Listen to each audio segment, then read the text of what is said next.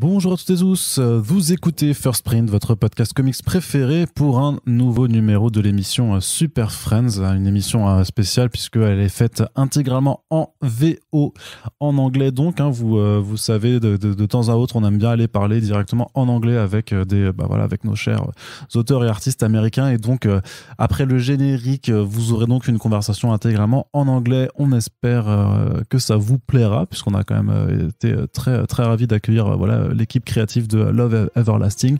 Sur ce, le générique se lance et je vous dis à tout de suite en anglais. Désolé pour mon accent. À toutes.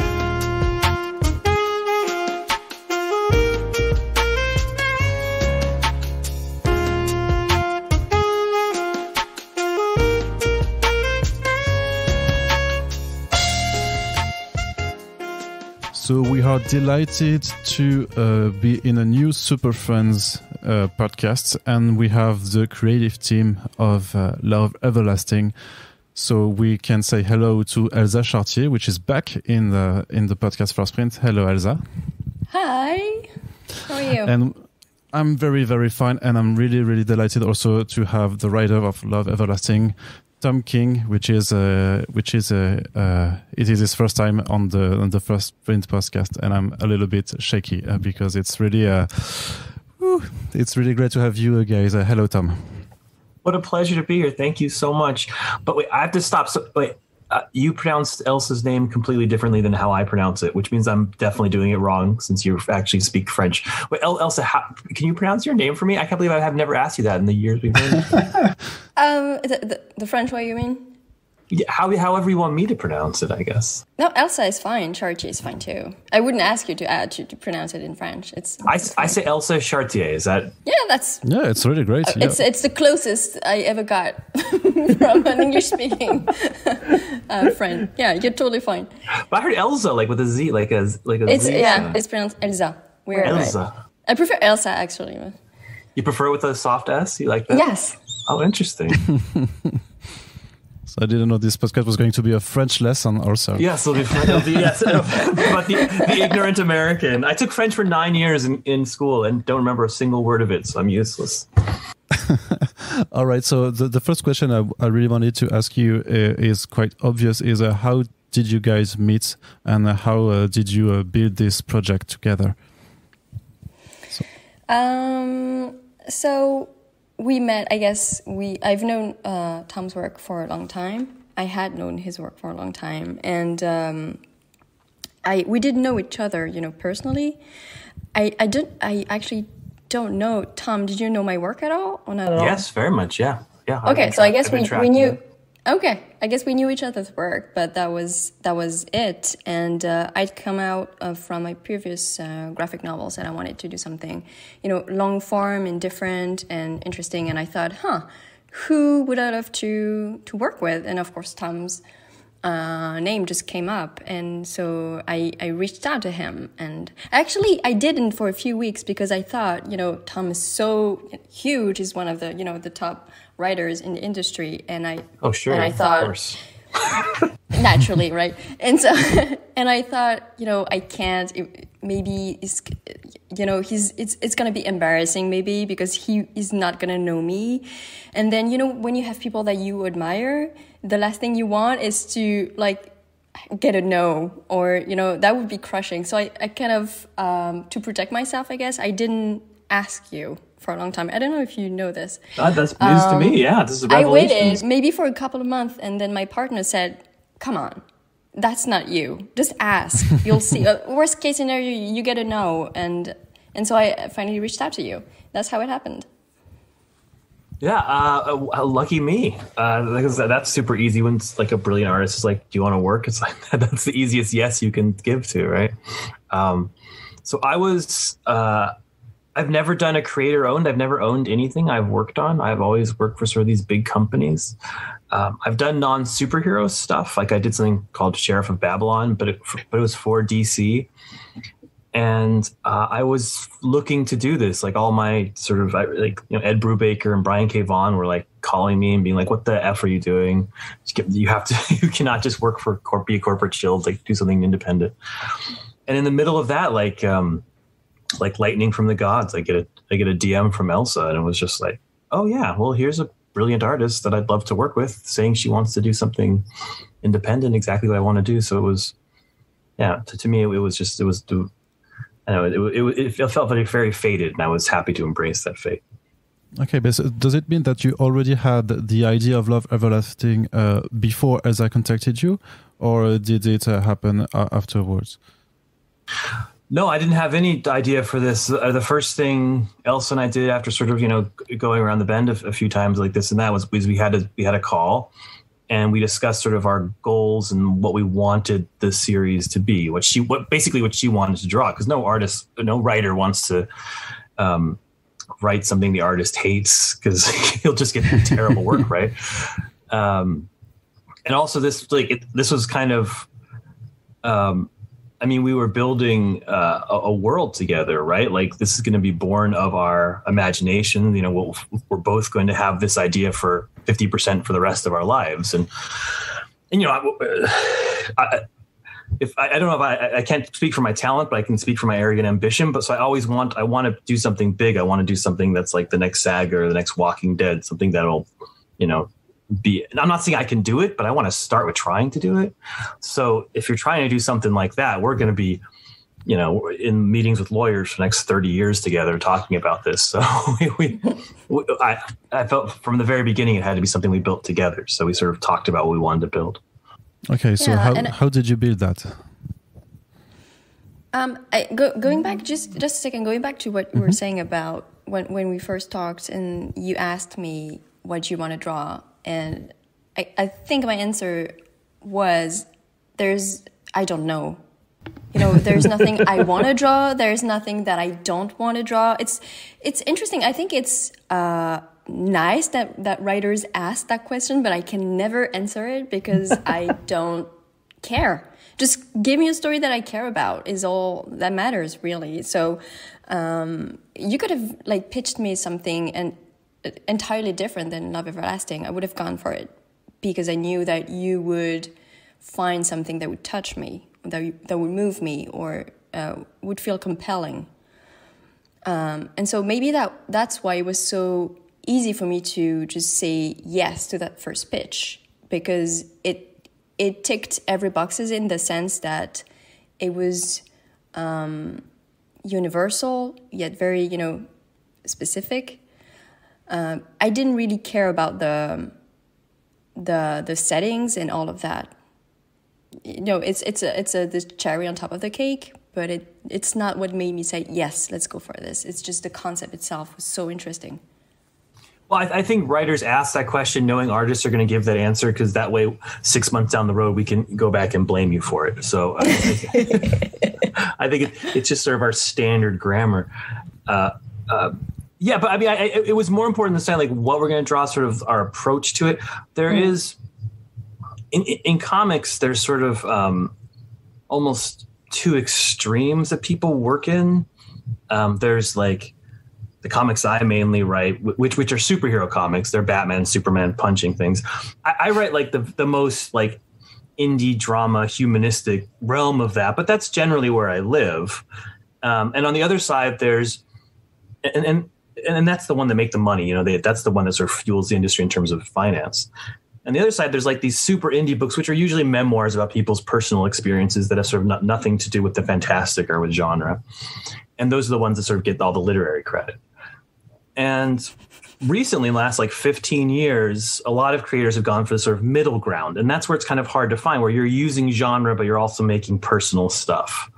And I think that's where sort of Elsa and I settled that we wanted to be in there. But it's a tough space because a lot of people are just oh, that means I'm going to do my D&D quest, but I'm going to do it in a comic book form. Or I'm going to do my Star Trek, but it's going to be in comic book form. It's kind of I'm just going to steal a movie. And so once we sort of decided we're going to go into that middle space between super indie, and I could be Elsa, I want to write about, I don't know, my childhood and this boring stuff. And I'm sure I could have gotten a degree, but it wouldn't have been that much fun. And not doing a big superheroes fighting each other. We had to sort of find a way into that indie space that was something new, that wasn't just, a saga with different looking characters. Okay, and so it's not your first creator-owned book, Elsa. So did you have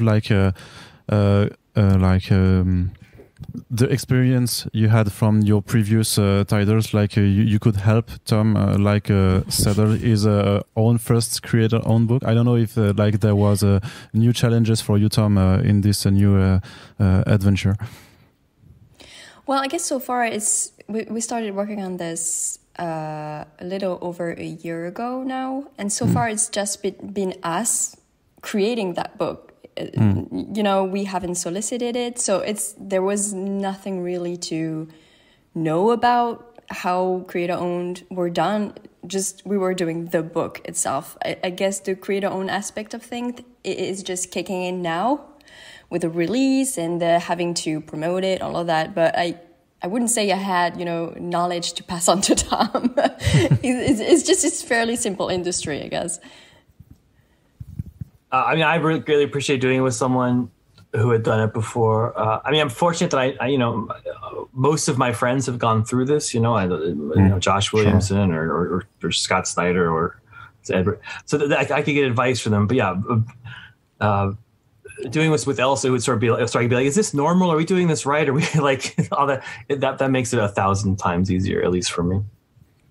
All right, so it's weird. It's so weird doing a book. I mean, usually I do a book. I have AT&T, $1 trillion corporation behind me, which has its own demands and its own sort of lift. And now I went from $1 trillion to just me in my office and Elsa in France and trying to build something. It's quite a difference. So, did you set up work sessions to discuss about the plot, the characters, the settings, and then Elsa will draw something, and you do another session? 2 weeks later. How did you work together? At distance, especially? First we found the idea. First, like I said, we came with the parameters. I was talking about sort of where we were on that line between super indie and superheroes. And then we kind of came up with, and I came up with the general idea of doing this sort of romance thing. I wrote up a pitch, which I sent to Elsa so she could sort of see what it was like. And she dug it. And the pitch is basically the first issue. So then I could just get started. And then I wrote the first 5 issues. I write things in blocks like novels now. So I just sat down and wrote the first 5 issues, and I sent those one by one to her to see if she liked them or had notes or anything, because we don't have an editor on this. It's just the 2 of us. And she had, brilliant insights into some changes that need to be made. And I made those changes when she said them. And that's how we made the comic. Yeah, I think it was very, a simple process. I don't feel generally when I work with writers that I feel like I have to have an input on the script or feel like I have to add something to the scripts, ahead of the scripts being written. I like being surprised. I like, getting something in my inbox and saying, oh, this sounds fantastic. I want to write this right now. I think the process is very different when I co-write. Of course, naturally there, I want to get involved in the writing. But when I'm just strictly speaking, acting as an artist, I don't like to talk about the script before I get it, actually. I prefer it that way. Okay. And so the Love Everlasting is when when you've read, I've got the 3 issues yet, so it's fairly a romance comic book at its first glance. So why do romance comics book? Because it's not the genre that is the more developed nowadays. It was 80 years ago, but nowadays we don't see a lot of romance comics. So why did you go into that? First I think it's important to put that it's not a romance comic, but it uses the storytelling techniques of romance comics to tell a different kind of story. So I think it's more like it's not what a romance comic is, but it's written in the language of romance comics. If that makes sense. Sure, but we don't know that yet because we don't know that yet. That's the trap we're setting for the readers. It looks like a romance comic and it becomes sort of a horror comic. So the way this developed was I collect comic book art, but I'm not the richest guy in the world. So I was, looking to get some Kirby pieces and some Toth pieces and all that kind of thing. And I noticed that some of their great work, their best work, was in romance, and it was literally 10% of the cost if I want to buy like a Kirby Fantastic Four page or a Kirby Romance page. And so I bought a few of these pages just as part of my comic book collecting, and they're just beautiful pages. And I mean, there's no better artist in comics than Toth, right? And so I was like, I have these pages. I might as well read the books they're in just so I can see what the context of this thing I have on my wall is. And so I started reading a few of these romance comics. And I was like, this is really weird. It's a very bizarre thing. I always thought of them as sort of like, that sort of Liechtenstein picture of making fun of them and taking a panel and blowing up and making pop art. And I was like, what is, like, it was like a strange discovery. I was like, what is this? And then I started just, doing research as a nerd. And I realized that there was like this sort of hidden history of comics, which is a weird thing to find because that's what I do professionally for my life. That there was between 1945 and 1975, a quarter of comics were these romance comics, and they've largely been forgotten. Literally, I'm talking about 10 to 20,000 comics, the individual issues with like 3 stories per issue. So we're talking some 30 to 40,000 stories that people wrote and drew that have been largely put in the waste bin. And the reason they were put in the waste bin is because they were aimed, like mainstream comics, the superheroes and cowboy and crime, those were aimed at the sort of fantasies of little boys. These were aimed at sort of at the fantasies of girls, or what were perceived to be the fantasies of women in that time period of the 60s and the 50s, this idea of finding an ideal family or finding an ideal love. And so I started reading them on like a sort of postmodern sort of way, being like, what the hell is this? And what does this sort of say about the time? And in reading them, I was like, wait, there's actually, like, these are done by people like Matt Baker, who is one of the greatest artists of all time, and Toth and Kirby and Frazetta. And I was like, there's a certain weirdness and beauty to it. And the storytelling, they used all these sort of techniques I hadn't seen in comics before, with these big splash pages and these weird narration boxes and stuff you see Elsa use. And I was like, I like the language here. The message isn't good, but the language is interesting. And as I read them, I started to read like, okay, it's basically the same story over again. There's like 8 stories. Like a girl falls in love with her sister's boyfriend. A girl falls in love with her boss. A girl falls in love with her best friend. It's sort of, and it can take place in cowboy times. It can take place in modern times. It can take place in future times. And as the more I read them, it seemed to be the same girl or the same woman over and over again. And I was like, oh, what a bizarre life this poor woman leads, where she just keeps falling in love, and every time she sort of agrees to marry a guy and kiss a guy and move to that sort of more mature stage of her life, she disappears and then starts over with a different conflict. And I was like, oh, that's an idea, that's a story, that's a horror story, and that's sort of where it began. Did you also have to read old romance books, Elsa, just to like apprehend the language that was used at the time and try to like reproduce it on your own pages? It's interesting. Because I felt like I had to, although I didn't love them, to be completely honest. Because like Tom said, it was very, they were badly written, and it's kind of a message that it's everything I'm fighting against. So it was, of course, there's, the distance of, modern times and all of that. So I took it with a grain of salt. But I knew I had to at least get familiarized with the language, like Tom is saying. And I actually bought a Toth page from one of his romance comics, and it inspired me a lot for the first issue. But at least, looking at Kirby's work or Toth's work on romance comics, I started seeing it in a different way. Like there is value in those books. If you look past the stories, I want to say, if you look, at the art, it was very inventive. There's a lot of added level of reading there. So yes, I did. Not a lot, to be completely honest, but I did look at it, yeah. And I guess you also have to do quite researches also from like the different settlings of the action, because you go from like cowboy to modern times to... Not really, because I hate research. I really, really despise having to spend my drawing time researching stuff. So don't look for, things that are going to be historically accurate. I get I try to stick to a feeling of the time, and then I just make stuff up because I really don't care for research.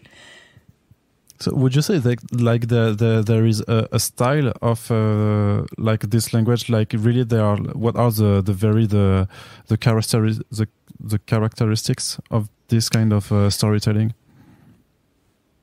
So yes. like Tom said, you have, those splash pages, those, at the end of the story, you'll have the, the two figures or, headshots with the flowers around them, all of that, kind of illuminations. Is that a word? A lot of it is about a woman looking up at a man. It sums up, I think, the language. I'm simplifying it, but basically, that's what I took away from it. The close-ups on the woman, crying. There's a lot of crying going on. So I had to play around that to remain truthful to the style while, saying, okay, this is 2020. We're going to do things differently here. Okay. And in terms also of rhythm, of pacing, so... Oh, sorry, sorry to cut you off, but of course you have the spread with the titles. Okay. If you've seen, issue 1, and we have that with every issue, those title pages with the hand-lettered titles were something that was very used at the time. So I played around with that a lot, which was a lot of fun. Very complicated to pull that off because you have to come up with, first of all, a typeface every time, a different typeface, have it, work with the design of the page itself. So it's almost illustrative work rather than comics work, if that makes sense. Yeah, sorry, go ahead. It seems to me like you should do a video about it, but yeah. So I had a question about the pacing because, like Tom said, it's not a romance comics. It will apparently go into a horror comic book, but we don't know that yet, even after reading 3 issues. So without spoiling anything, how do you manage the pacing between the apparent love story and the elements of mystery that we've got Like in the first issue, we understand that she's like maybe traveling through different time periods because she remembers to have loved someone different in the second chapter compared to the first one, and so on. We've got at each issue like something different that tells us that something's going on, something's really weird is going on. So how do you manage the pacing? That's something I stole from the old comics. So I'm. People know comics changed in around like 2002, 2003, which this decompression era that sort of Bendis led the way in, where comics went from being a genre that was sort of based on novels with pictures to being a genre that was based on movies with pictures. So there's a lot less captions in the books now. Books are more about moment to moment, sort of flip book comics rather than sort of anthology comics, which they were before. Like if you look at old comics, you won't see a guy throwing a punch. The next issue he punches the guy, and the next issue the guy falls. That's what you'd see today. Like you'll just see a guy throwing a punch, and the next panel, like the bottle will be over, and the next panel they'll be somewhere else. Like it moves much far, and then the captions will fill in sort of all the plot and describe it too. Which is how romance comics are written, because they were written like way before the sort of decompression era that we're in now. But I've always written in that. So in terms of pacing, it was adjusting to that and sort of doing these captions where we could cover more ground and more storytelling and sort of relying on novelistic techniques rather than film techniques. In terms of that story that you're talking about, I always start my comics in the deep end. That's how I like my movies. I like when you enter the Matrix, you don't know immediately what Keanu Reeves is doing until halfway through. I like to be sort of embrace people with the world and then figure out what the world is. And so that's where we start here. And then for this comic and for a lot of my comics, I view each issue, each chapter as both as a chapter moving forward and a one and done. So each one has sort of a lesson. They don't sort of just build to a cliffhanger and continue for the graphic novel. Each is a sort of one and done. And in this first arc, it's all about this woman, Joan Peterson, waking up and realizing she's in a world and that she's in a trap. And it's sort of her figuring out the rules for the trap. And in each issue, she has sort of an adventure that involves a romance comic, and she figures out more rules of what it is. So we're sort of setting up the rules of what the trap is before she sort of figures out why it's there and if she can escape it. Okay. Yeah, and I guess in this sense, it's more psychological horror than true, It's not gore. It's psychological. Okay, so how many issues do you have in mind? How long will it take to get to the end of Love Everlasting? Do you already know, or maybe that will be like dependent to the readership that you've got, and maybe you can add issues or shorten the story? I'll write it as long as Elsa's willing to draw it. That's I think we talked about like 30, 35 issues. That's the plan, at least. I'm sure we'll adjust, either shorter or longer, we'll see. But yeah, we're really planning for something that's going to take years. Okay, yeah. This is some long-term project, I understand. Absolutely. So when I did November, which is the book that I did with Matt before, Matt Fraction, we had 4 volumes, like 9 issues total, and it was the first time that I'd worked on something that long, even though 9 issues not that long, but the world of comics is essentially 5-issue miniseries right now. So it felt long, and it was my first time, and I got so attached to the characters. I realized that it's a different exercise, working with the same characters for a long time, and I find it much more fulfilling. So that's what I was looking for in working with Tom, is establishing a world that we're going to live in for a long time. Yeah. My comparison for this, or sort of my ambition for it, was always Neil Gaiman's Sandman, a work I incredibly admire, which went 75 issues, but where he sort of looked at all of storytelling and all of world history and incredible emotional buildup and incredible character development through the lens of horror, and where he could look at old EC comics and sort of he was stealing from that genre. But he was telling stories about Rome, and he was telling stories about the future, and he was telling stories about like a downtown apartment in New York today. But all through that sort of lens of this sort of weird mythological horror. And that's what I see with Love Everlasting. This is a story that can go anywhere, that can go for as long as we want, because we're building a world as big and deep as sort of that dream world that Neil built. So we're gonna go as far as we can go, as deep as we can go. Elsa, I guess it was easy to find the proper colorist for this book. You've already worked with Matt before, so I guess it was an obvious choice for you. Yeah, completely. I mean, I've worked with Matt for the past 3 years, I want to say, and I've worked with colorists whose work I loved before. I think it worked great on my stuff. But there's something that is very unique about Matt Hollingsworth coloring, with my inks. It just pairs so well. And no matter the style of coloring he uses, so I just did a short graphic novel with him where my work with very, the lines were very clear lines, no, line weight, just very simple, very indie. And he just went in with full flat coloring, which is something you rarely see in comics. There's always some sort of rendering, even if just a little.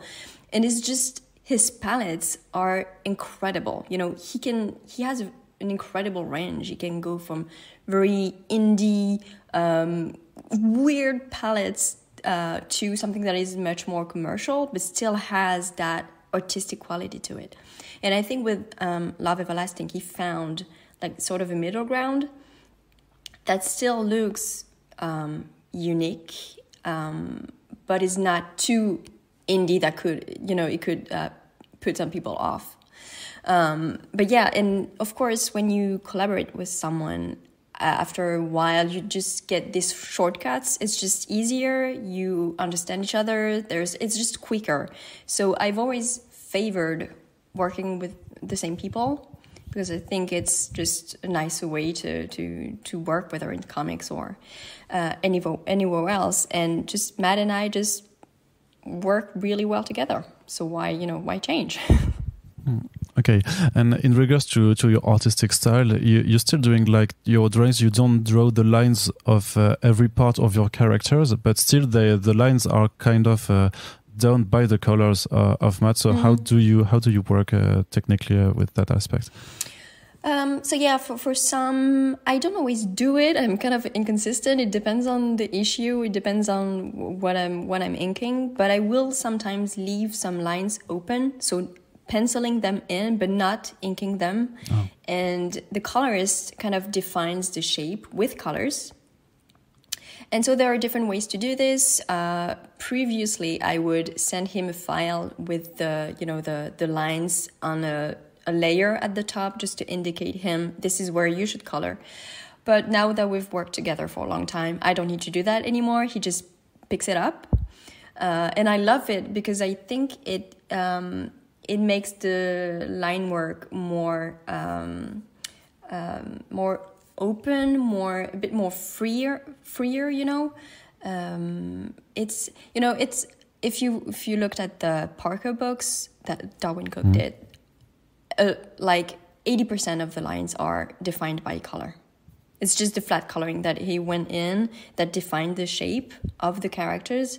And so I didn't push that as much for Love Everlasting because it's a specific look, but I try to do something that used that aspect. And so, yeah, Matt just, he knows where to go now. All right. And so you said before that you would not you don't like to interfere with the script. So does Tom ask you for changes in your pages, or does it not interfere also with your art? All the time. I'm like, get this off of my... Yeah, pages after pages. It's a nightmare. No, never. Sometimes, Tom, I think you might have had like a couple of notes or stuff that I forgot or that was unclear, but it's really rare. And I appreciate that a lot because, unlike Tom, I've worked with, big companies, and one thing that had me move away from it was notes. I really, really don't like notes. Not that I'm not open to stuff that, knowing about stuff that don't work, but I want to be able to go in and do my half of the work without feeling some oversight from the writer, if that makes sense. Collaboration is different, to me than oversight. But no, if I'm doing something that doesn't work, I want to know about it. But Tom, I think, allows me to do my part fully without interfering, and I appreciate that a lot. Yeah, she, as far as I'm concerned, Elsa's in charge of the pictures in the book and how they look, and she should have the final say on all of that. That's how the good writers think. All right. I want also to go into not the comic book per se, but also the publishing strategy that you've got, because you're doing Love Everlasting on Substack, which is a newsletter platform on which you can subscribe with a free subscription or a paid subscription. So this is kind of really new to us in France, because we heard about Substack 6 months ago when there was the first wave of creators that were recruited. So why did you go to Substack for this kind of project? What's the advantages of this platform? What's the deal? I feel like I should lie to you and tell you it's the best place to do the book. No, I don't. I'm sorry. I just don't believe in cutting it. Substack, as everyone knows, gave huge, very large grants of money to writers and said, please do projects. And they approached me. Lots of writers do different things. James Tynan is working with a bunch of different artists on making sort of little, sort of shorter comics. Scott's teaching a class on comics. Hickman is building a whole book on comics, or building with the audience. So they approached me with the sack of money, and I like sacks of money. I'm not going to lie. and Elsa and I were already building this book. We were in the middle of it, and I went to my close friend Clay Mann, who is sometimes acts as my sort of conscience too. And I was like, Clay, they gave me all this money and I can hire all these artists. And he's like, what are you going to hire artists for? You don't do anything. You're a writer. We create the comics. Like, why would you have all the money? Clay could not understand it and was yelling at me on the phone. And he convinced me. And I was like, oh yeah, the way to do this right, to build a real comic, is to have a real partner. And I was like, well, Elsa and I are doing this. And Elsa is amazing at, she has a YouTube channel, she has Patreon, and I was like, what if we did this together? Instead of having my Patreon, of my Substack, we had our Substack and built the Substack like we would build a comic book, which is together. And so to me, what Substack did was it allowed us to do two things. Number one, it gave us the advance money to just get the best talent possible on this. So we have Clayton Cowell's the best letter in comics. We have Matt, the best colorist in comics. Elsa can take her time and draw the best comics. So it gave us a chance to build the best product we could.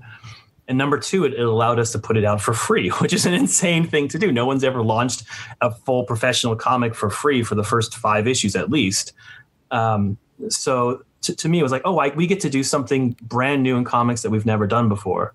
And that was the appeal to me. I mean, all the other stuff behind the scenes stuff is also appealing and I should talk about it. But those were the two big things, just to make the best comic we could. And to give it to the most people possible. Yeah, definitely. I think that, working with Substack allowed us to get the best of both worlds. The best of work for hire, where you get paid not in advance, but you get paid immediately after having done the work. And creator own, where you own your property. So with creator own, you usually own your property, but you better have some money on the side because you're going to be working for at least 6 months on a book before ever getting a cent. If you're lucky enough to make money on the book, which is not, a given. Sometimes you just work on a book and it doesn't sell. So that way, like Tom said, we could work on our book and not having to worry about money. We could pay everyone in advance. I could pay myself. Tom will pay, himself when the time comes. But yeah, definitely. And, I personally also like those sort of new platforms and experiments and the different ways of connecting with the audience that it allows. So that was also appealing to me because it's new and you get something like that in front of me. I'm going to say, yes, let's try this. Okay, it really seems to be like some sort of game changer for the creators mostly. But there's also like do you think it will be a game changer also for the readers? Because as readers, like you have tons of, now you've got like dozens of writers and artists that are doing their new comic books on Substack, and we cannot follow everyone on them. We cannot also, so your comic is free, but not every comics are free. So if you want to follow the works, we don't have the money for all paid subscriptions. So what do you think the importance of Substack here can be to creators, but also to the readership?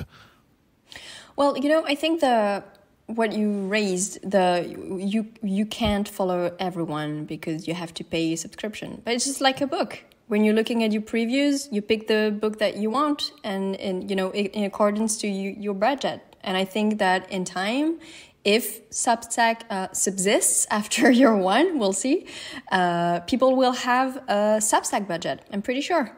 Just like they have a comic book floppy budget. So what they get, first of all, on the one hand, is free comics. That is pretty huge, I would say.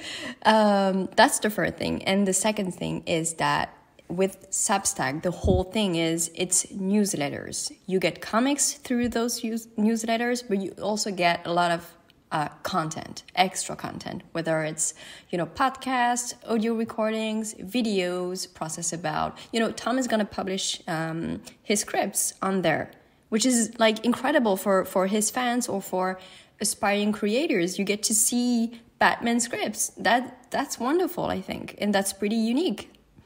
So there are a lot of perks for free subscribers and paid subscribers.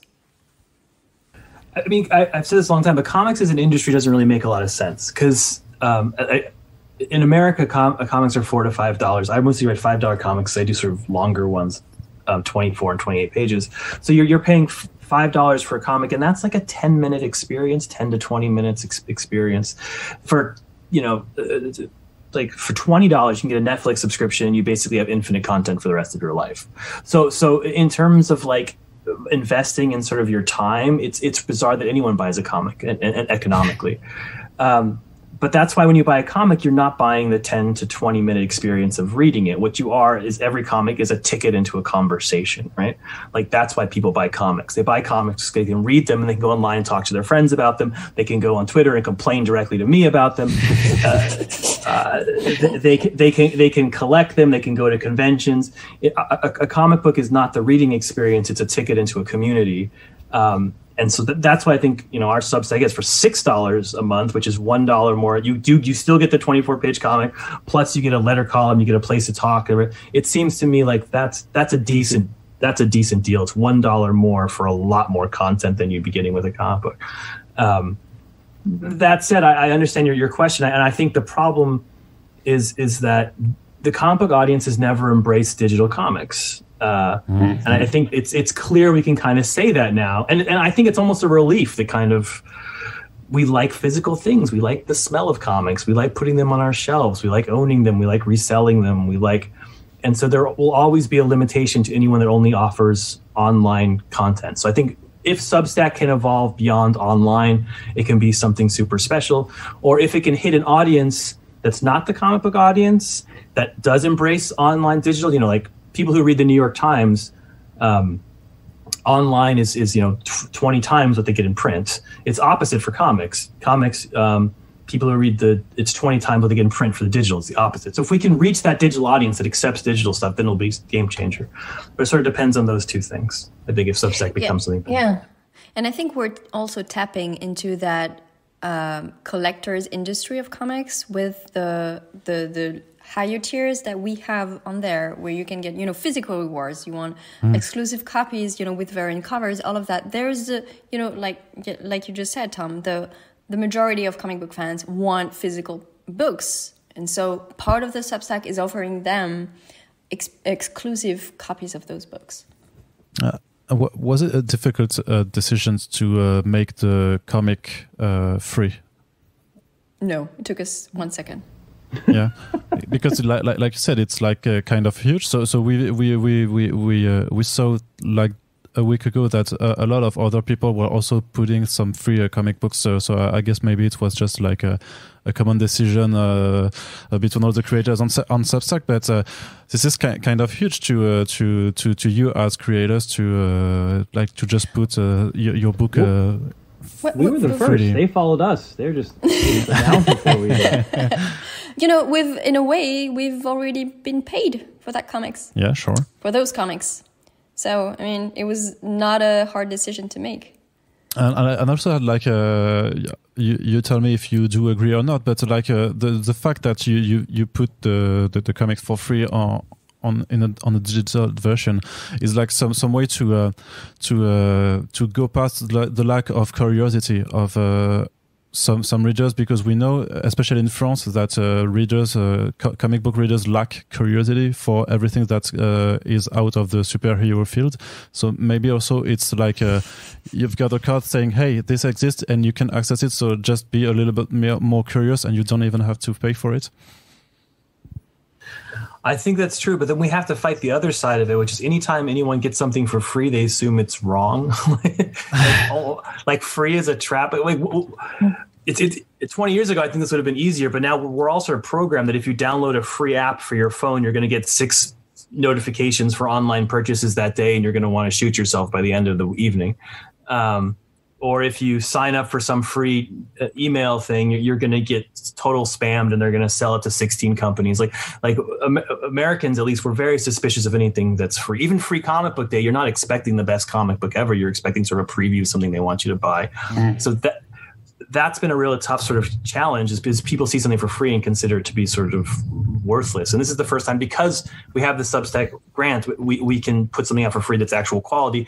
And Elsa and I have no interest in sort of spamming you or selling your email address or anything. Like, our interest is just in creating where we're going to make both our money and our creative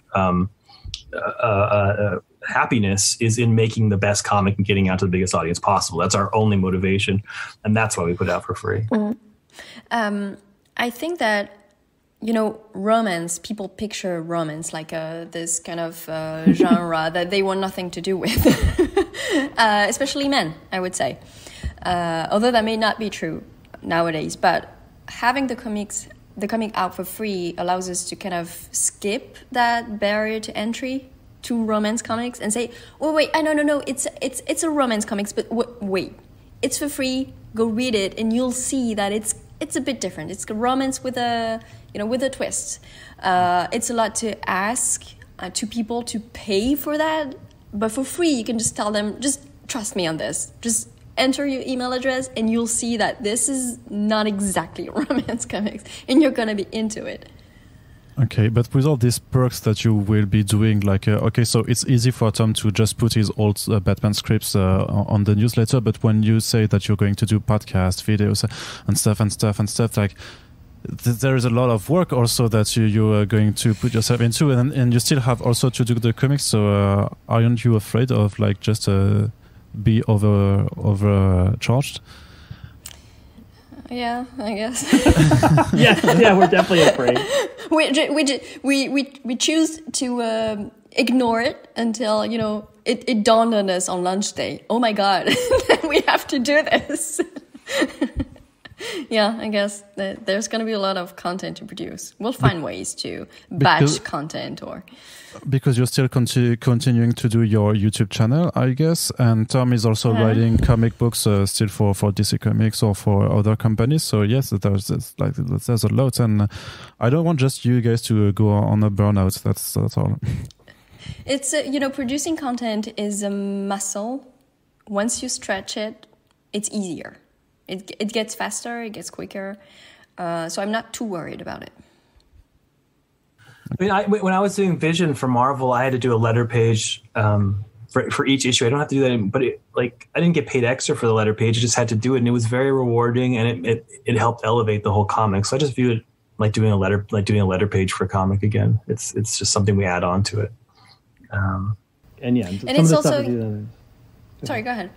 I was like, it's kind of fun. It's something I do every day of my life. I write a comic and I send it out to get drawn. And then next day I write another comic. And this is something new and something exciting. And it just feels good to be doing something different and stretching and trying to create content that's not the same thing I've been doing for 10 years. So I like that. Exactly. And I think it's a way also for us to show how grateful we are for people's support. A lot of people that got on there dropped a lot of money for that Substack, or whether it's annually or monthly, and so it's a way to show our appreciation. Yeah, and I guess also to keep your readership engaged with what you're doing, because so right now there's a whole new vibe that attracts a lot of attention, but like in 6 months you still have to be new to new readers, but also to the guys that were here at the beginning. So how do you keep the readership entertained? I guess that having a new comic for free every month is going to help with getting new people on, and then it's just up to us to keep being interesting, I guess. Which is its own challenge. We have to make surprises. We have to make announcements. We have to push everywhere. But at the end of the day, it's about the quality of the book. Like I think that will be the driving factor of this thing. So we just have to make a really good book. And so you also mentioned that in some tiers, you've got physical copies that will be exclusive to Substack. But like in the long time, do you keep on also doing physical versions of this book? Eventually this book will be in comic book stores. Yeah, we're not going to ignore comic book stores. Put food on my table and have always been incredibly supportive of my career. We're going to give them a product that they can sell, and that they can make a lot of money off of this too. So yeah, that's the eventual plan. But we're just not there yet. Yeah, sure. All right, so I just have a last question. What can we expect from Love Everlasting? What can you tease us, guys, right now? I know that Tom keeps sending me, these teases about this second arc, and I'm so excited. Of course, I can talk about those, But, Tom, what can you say? I can just tell you it's very exciting. And the biggest thing I want to tease is I've never had so many Hollywood meetings in my life about this thing. I've pitched it to 70. So many producers want to turn this into a show, and we're just trying to already. Yeah, already. Yeah, so it's that's we haven't decided if we're going to do it or how we're going to do it or something. But that's the big tease, is that this thing could be, it could keep growing in the future and get really big, hopefully. All right. Yeah. So I guess we'll talk about it if it gets optioned. All right. Thank you very much, Tom and Elsa, for being here on the podcast. I hope you enjoyed the discussion, and I hope that you, the guys who are listening, enjoyed it too. So remember to subscribe to the podcast and also to share our podcast so that they can live on the internet. And I see you later, guys. Bye. Thank you. Thank you.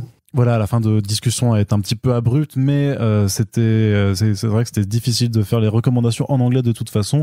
Donc pour rappel, si ces SuperFriends, si ces discussions, même en VO, elles vous plaisent, et bien faites-le savoir. Vraiment, c'est le plus important pour nos podcasts. C'est ce dont on a besoin. C'est que si vous êtes content, vous le fassiez savoir. Donc le plus simple, c'est de partager ces podcasts. On a quand même la chance d'avoir eu un très gros nom des comics américains. Donc vraiment, voilà, les partages, ça va vraiment compter encore plus pour SuperFriends, mais il faut aussi le faire pour tous les autres de façon générale. Puis on vous rappelle que vous pouvez également soutenir notre travail via la plateforme Tipeee qui est sur laquelle on a une page qui est ouverte. Sur ce, je vous remercie de nous avoir écoutés et je vous dis à très bientôt pour la suite, parce qu'il y a encore du lourd qui se prépare. Ciao.